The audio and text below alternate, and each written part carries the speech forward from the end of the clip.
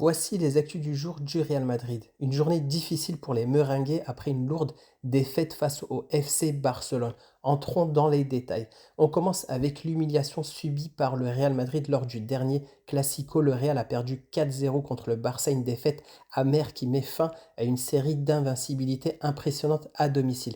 L'équipe n'avait plus perdu chez elle depuis la défaite contre Manchester City en 2023. C'est un gros coup dur, d'autant plus que sur les 5 dernier Classico, le Real avait emporté 4 fois. Un revers qui marque et qui pourrait aussi laisser des traces. Deuxième actu, on revient sur la conférence de presse de Carlo Ancelotti. Il est revenu forcément sur cette défaite amère. Voici les moments clés.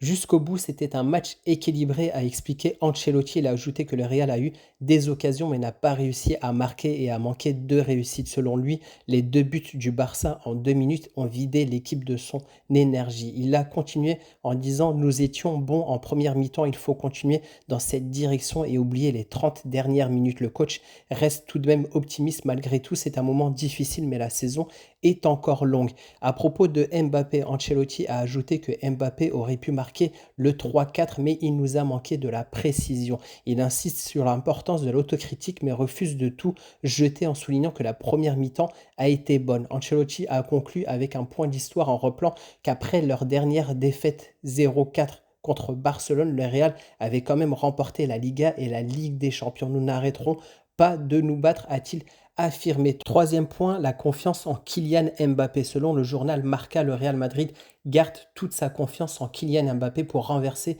la situation. Malgré cette défaite, les dirigeants sont convaincus que Mbappé peut faire la différence pour la suite de la saison. Ce soutien affiché pourrait être un élément important pour remotiver l'équipe.